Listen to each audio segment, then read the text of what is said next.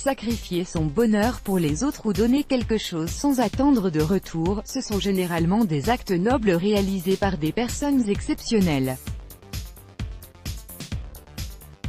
De telles histoires de sacrifice ou de dévouement aux autres passent souvent sans vraiment attirer notre attention, mais quand c'est l'œuvre d'un garçon innocent, cela mérite amplement de s'y arrêter et d'y réfléchir profondément.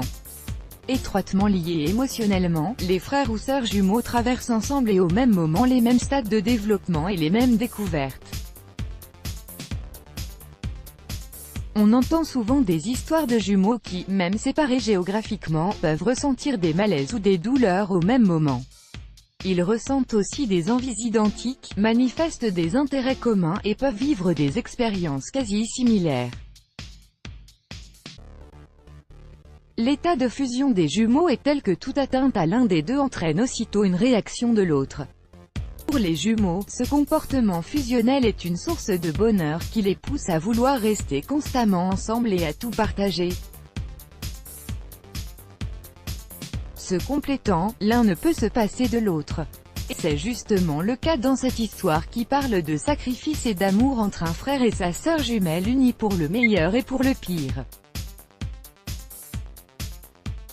Le héros de notre histoire n'est pas si différent des autres petits garçons de son âge qui cherchent avant tout à s'amuser, à faire des découvertes et à profiter de ce qu'ils ont en leur possession sans toujours vouloir partager avec les autres.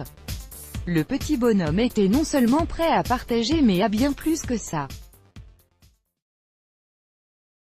Voici donc l'histoire émouvante de deux jumeaux que rien ne peut séparer atteintes d'une maladie rare. Lise, une petite fillette âgée à peine de 5 ans, a besoin en urgence d'une transfusion sanguine pour rester en vie.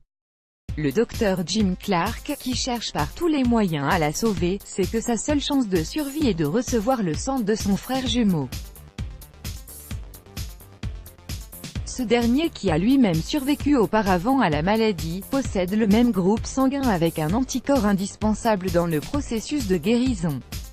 Lorsque le docteur demande au petit garçon s'il accepterait de donner son sang à sa sœur, ce dernier montre quelques signes d'hésitation. Mais il finit par accepter lorsque le médecin lui explique la gravité de la situation.